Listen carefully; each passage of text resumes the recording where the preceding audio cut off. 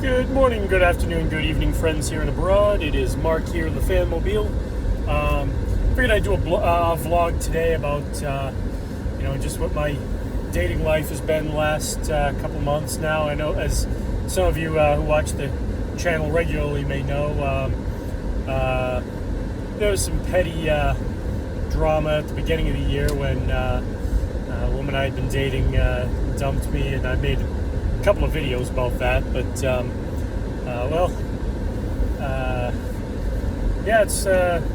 was February 13th. After that, I let it. I didn't want any. I figured I'd go on to. I actually met her on a tire change, but I figured I'd go on to the dating apps and see what else who else I could find out there,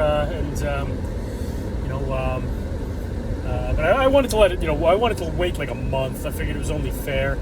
I didn't want to, pursue anybody while I still had lingering feelings for somebody else. So I did that for about, I went on after about a month. I went, perused the dating apps for about another month. And then I met some really interesting women. I met there's actually a couple of authors that I chatted with. One of them, her name was Jessica, or is Jessica. I actually had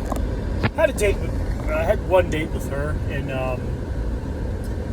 went to Panera, and that was, as always, that's how, the dates tend to go. I think they go wonderfully, and like, hey, this could be, my future wife, and then, have a wonderful conversation, everything goes well, and then, 3 hours later, I get the dreaded text message, hey, Mark, you're a great guy, but, drop dead, and, I want nothing to do with you. I never want to see you again. So I got that from her. I went home, took a nap, and then got that message from her. And then that night, I started talking to another Jessica, and that was like, because I was really depressed, as always, when I go after a date that doesn't work out, and I started chatting with this other Jessica who was, it's just a really sweet girl, and ended up, I usually go to the gym at night, and then, so I didn't that night. I was just so enthralled with the conversation we were having, and I ended up, just chatting all, for several hours, and then I actually gave her my phone number, which is something I rarely do, and we texted back and forth, and that was the end of March or early April, and we'd arranged, I had a first date with her, and she was up in New Hampshire, so it was a good like hour and a half drive from me, but and she didn't drive too. That's another thing, and she was totally forthright about that. She didn't drive. She had brain cancer when she was 13, so she tried to get her license, but then her I forget what she said. I think she got like too close to the right-hand side of the road repeatedly, and then her reaction time was also delayed. But so she's driven a car. She's never got a license. But then anyway, that being said, she also said on like the first conversation we had that she was hearing impaired. Had a hearing aid in one ear and a cochlear implant in the other, which didn't bother me at all. So we arranged to have our first date on April 13th. So exactly 2 months to the day after Nicole had dumped me. So I figured, all right, that's plenty of time to sort of get over it and meet new people. And we met at a cafe inside of a bookstore, and we just had this it was like a Hallmark moment. We had this great conversation. I had to get used to speaking very slowly and deliberately so she could read my lips, but she can hear, she just can't really decipher what I'm saying unless she's reading my lips. So anyway, we had a great chat, and went for a walk afterwards along the river, and asked if she wanted to hold hands, so we held hands, and then went out to dinner afterwards. And driving home, I was kind of anticipating the the usual, like, I heard my phone go off. I'm like, I'm not even going to look at that. I'm not going to pull over and look at that because I knew, I had the hinting suspicion. I knew where it was going. But, I went home and, she texted me. I gave her a box of chocolates and she said, oh yeah, I'm eating the chocolates and, about to go to bed. I had a great time. And, I said, all right, well, want to do this again sometime? And she said, yes. So that was, we met up for a second date. I took her out to a botanic garden, and it was right after, the day after her birthday. So I bought her a hat that had a butterfly on it, and I took her out to there was a mall nearby, so we went out and had some lunch, and we just had another good time, and then at the end, I gave her a hug, obviously, and then let me see what happened. I kissed her on the cheek, and then the third date, we went for a nice walk went for a hike in the woods, and then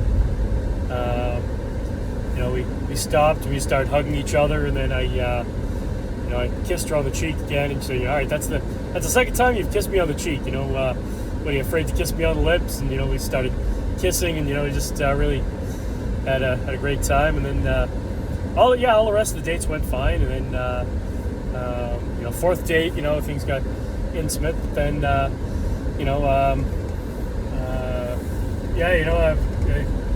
the eighth date, the last one I had with her, that was exactly 3 weeks ago, because that was today's Tuesday, June 30th, and that was it was 3 weeks ago, 3 weeks in a day, we're sitting in her gazebo out back, and she said, because I brought her when we first met up that day. I always like to give her a little something, so I gave her a bouquet of carnations, and afterwards she said, thanks for we were holding hands, and I just said thanks for the flowers. That was really sweet. And I said, hey, I'm still trying to win you over, and she said, oh yeah, you've long since won me over, and then it was 9 days later. It was a Wednesday.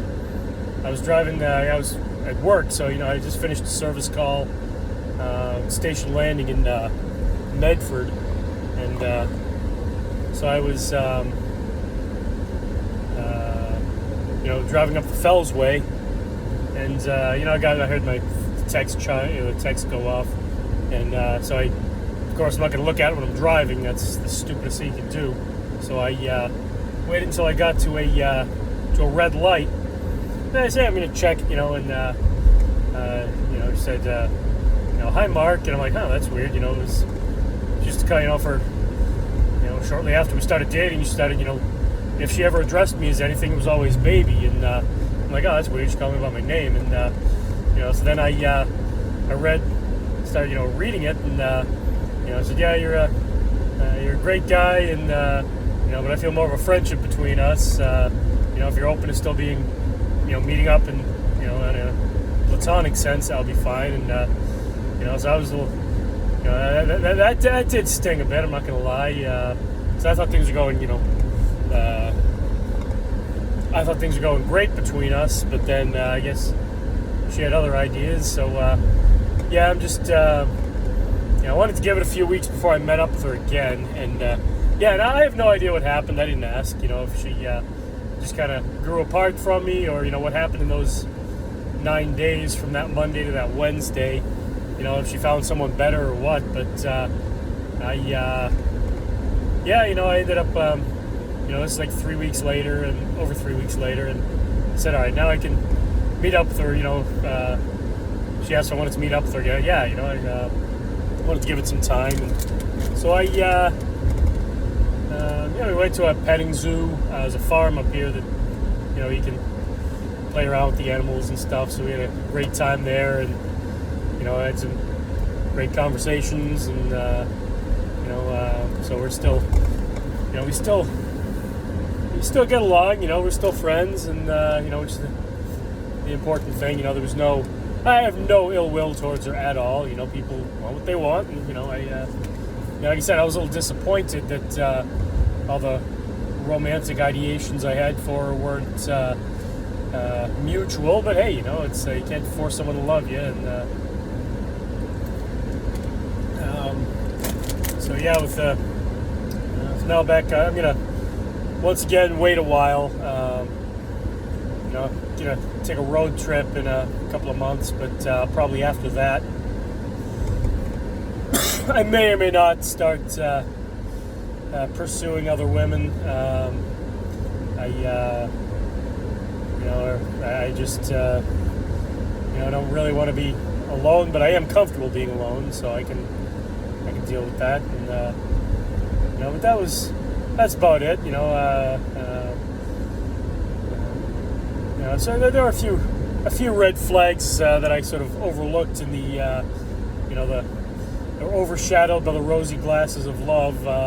You know, for one thing, see, she and I'm not saying this to knock her in any way.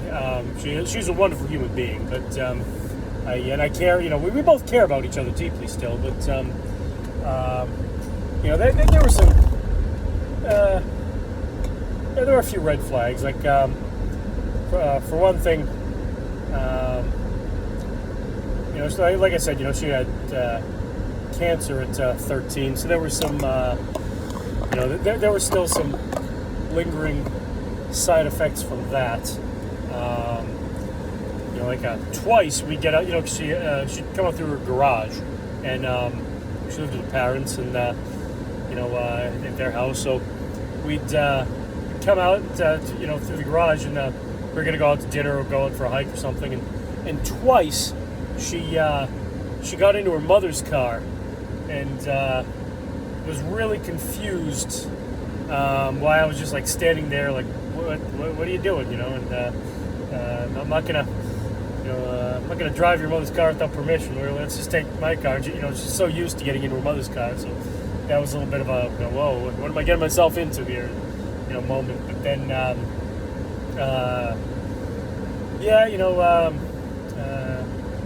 yeah, a few times she just didn't get her facts right. Like we were going for a walk in her neighborhood, and she was like adamant that she was on a particular street, and I'm like, well, you know, I knew we weren't on that street, and so I'd seen the sign, and you know, recognized the mailboxes were,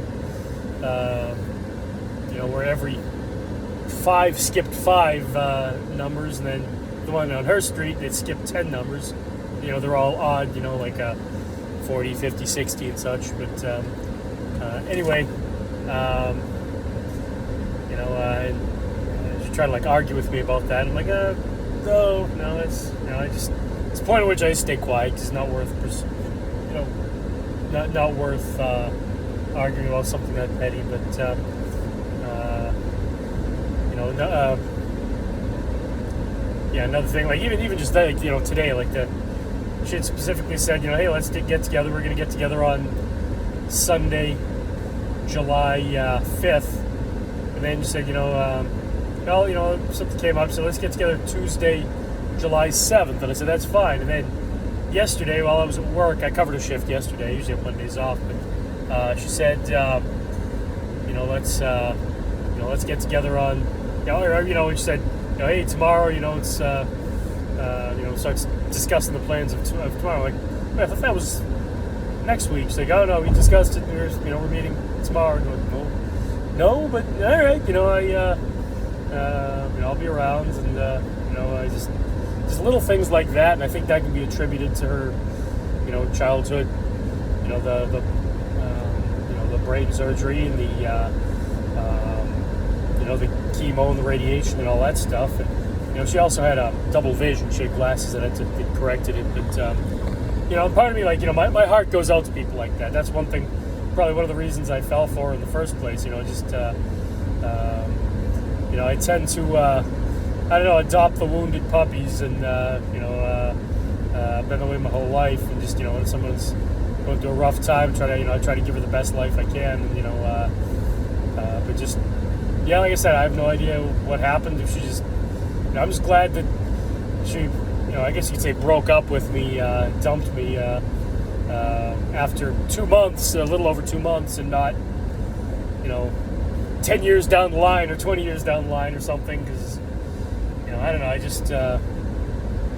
I take it hard when that happens. I'm an empath. I feel emotions really deeply, and with love, that's a great thing. I feel love really strongly, but with sorrow, I feel that really strongly too, and so it's unfortunate, but I'm over it now, and it's been almost 2 weeks as of tomorrow since she dumped me, and the first day was really rough. I had trouble sleeping and eating and all that, and then the second day was kind of rough. But then after the third day, I'm like, it's just it was better. And then I had friends that I met up with and chatted with that have also been through various torrid relationships. So yeah, it worked out. I'm feeling good now. I'm driving home. I just met her up there and spent like 3 hours hanging out with her, and we had a great time. And so now it's just figured I'd do a vlog while I'm driving. There's not much else to do but listen to music and and try to just process my own thoughts. Driving is very meditative for me. I really enjoy it, especially on roads like this. It's just nice, no traffic, nice. I'm not looking forward to another. I'm an hour and 15 minutes away from home. Another half an hour, 45 minutes, it's going to suck because it's going to be all the Metro Boston traffic. But up here, I'm up here in Moose Country now, up in New Hampshire. So it's, I'm just enjoying it. It's like sort of the eye of the hurricane. And I know that I'm going to be, miserable in another half an hour or so. But for now, I'm just enjoying the ride. And, anyway, thanks a lot for listening to me just incoherently rant, and stay tuned for more videos. Good night, good luck, always be kind.